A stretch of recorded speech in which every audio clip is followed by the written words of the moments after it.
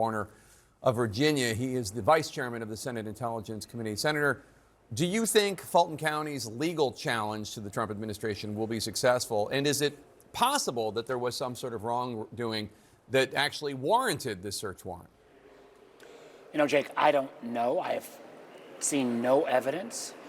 And let's go through what we do know. The Director of National Intelligence, who has no responsibility for domestic criminal investigations, shows up at this serving of the warrant. Is there no role? If there was a foreign influence issue, her obligation is to tell the committee. She's told us nothing. And then the following day goes out and gets the president on the phone to talk to the FBI agents who are doing the investigation. I know Donald Trump doesn't know anything about the Constitution, but wouldn't you have thought somebody in the White House would say, don't talk to the frontline investigators? We just had some of these questions raised in a hearing, and part of the excuse was, well, that the president had asked Gabbard to get engaged. Well, if he'd asked her, why was the president even aware of a search warrant being issued? I mean, the President of the United States is not supposed to be weighing in before any even indictments. This is, remember, I keep saying indictment. It was just servicing a search warrant. What in the hell is the President of the United States doing, knowing about that, and then asking the Director of National Intelligence, who has no role, to show up here? Yeah.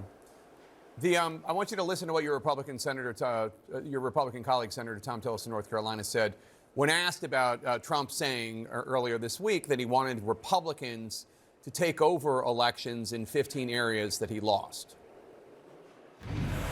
Actually, it has its roots with Stephen Miller, none other.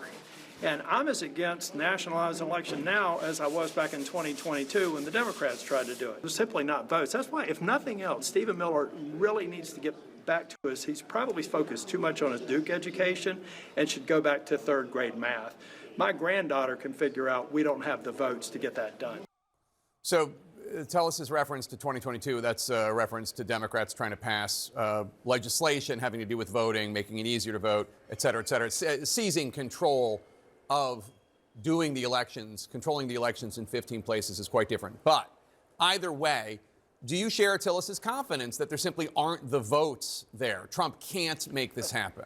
Thank goodness, at least on this issue, Leader Thune stood up and said, no, you can't go against the Constitution. And the incredible thing is, Jake, you know this, even when entities like the Cybersecurity Agency tried to help local election systems have better cybersecurity standards, we had pushback from local Republican officials saying, hey, we don't want the feds to be involved at all. So I know we're in the Alice in Wonderland, up is down and down is up, but this is beyond wacky and bizarre. And whether it's Stephen Miller or whatever this crowd of folks who don't know the law, who don't respect any of our principles, and sure as heck don't have any respect for the basic integrity of our election system. Yeah. You know, a year ago when people raised these concerns, I thought, well, no, that's a little overfetched. It's not outlandish and fetched. I think there is at least a crowd in the White House that wants to take away the ability to have votes fairly counted and cast. And candidly, I go back again, with this very thin, non-released basis for issuing this search warrant, what in the heck is the President of the United States knowing about that beforehand, and why in the heck would he send the Director of Foreign Intelligence gathering to that effort, especially since, just quick, I know my time's up, but you know, this crowd already got rid of the FBI Foreign Malign Election Influence Center. They got rid of the ODNI, Director of National Intelligence Foreign Election Center. They have done nothing to protect our elections in the last year other than focus on Donald Trump's obsession about his loss. So you're part of the Gang of Eight, which is leaders of Congress, Democrats and Republicans, and also leaders of the intelligence committees. Yesterday, you reviewed a classified whistleblower complaint involving the Director of National Intelligence, Tulsi Gabbard. Now, Gabbard's office has called the complaint baseless and politically motivated. I know it's classified. Is there anything you can tell us Do you have concerns about the contents of the complaint? Is it credible?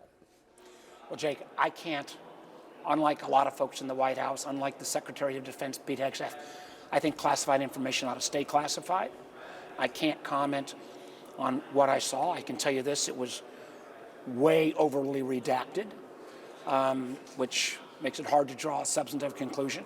But I can tell you this, the process, and I'll have more to say about this in the coming days, but the process is not optional.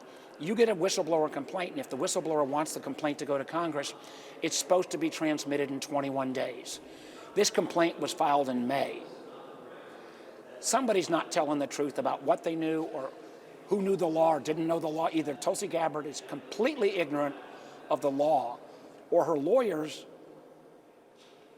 didn't tell her the truth or lied to her, because there is now a chain that raises huge concerns about the process, even beyond the substance of the complaint, about how this was handled and why this whistleblower's complaint literally appears to have been squashed for months on end. And the only reason I got a chance, it was actually today to look at it, was because the full gang of 8, including the Speaker of the House and Majority Leader Thune and Tom Cotton, all said, hey, cut the crap. We gotta see this. Democratic Senator Mark Warner, Virginia, thank you so much, sir. Appreciate it. Coming up, the response from Vice President J.D. Vance.